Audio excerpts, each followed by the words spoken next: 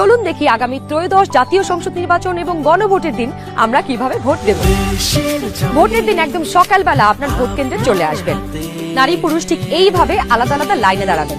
লাইনের শুরুতেই আপনার ভোটার ক্রমিক নাম্বার উল্লেখ করে লেখা থাকবে আপনি কোন কক্ষে ভোট দেবেন।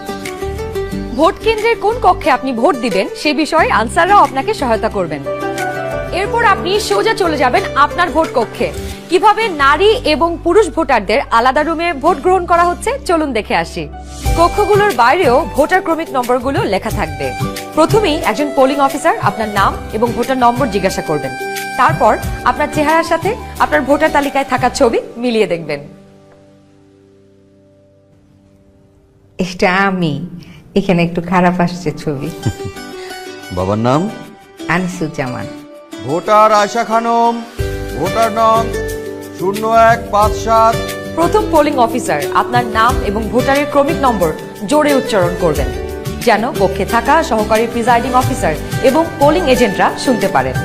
এরপর দ্বিতীয় পোলিং অফিসার আপনার আঙুলে অমোচনীয় কালি লাগিয়ে দেবেন। তারপর আপনি চলে যাবেন সহকারী প্রিজাইডিং অফিসারের টেবিলে। প্রিজাইডিং অফিসার আপনার ভোটার নাম্বার লিখে আপনাকে 2টো ব্যালট পেপার দেবেন। জানি এবার গণভোটের জন্য গোলাপি ব্যালট আর সংসদ সদস্য নির্বাচনের জন্য সাদা কালো ব্যালট। বাহ! ব্যালট পেপার নেবার সময় আপনাকে স্বাক্ষর করতে হবে। আপনি চাইলে টিপসই দিতে পারেন। দেশের ছবি আপনার হাতে। ব্যালটের সাথে দেওয়া হবে সিল মারার জন্য একটি রাবার স্ট্যাম্প। আপনি 2টি ব্যালট এবং রাবার স্ট্যাম্প নিয়ে ভোট দেবার গোপন কক্ষে যাবেন।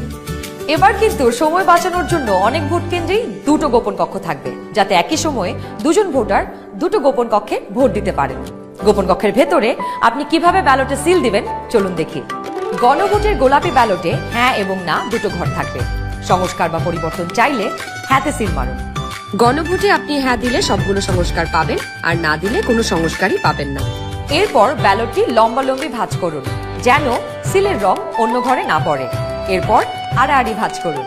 সংসদ সদস্য নির্বাচনের জন্য সাদা কালো ব্যালটটিতে থাকা আপনার পছন্দের ব্যক্তি বা দলের মার্কায় সিল মারুন। সিলটি কিন্তু নির্ধারিত ঘরের বাইরে যাওয়া যাবে না। মার্কার বাইরে সিল পড়লে আপনার মহামূল্যবান ব্যালটটি বাতিল হয়ে যাবে। সিল মারার পর এই ব্যালটটিও প্রথমে লম্বালম্বি ভাঁজ করুন যেন সিলের কালি অন্য মার্কায় না লাগে।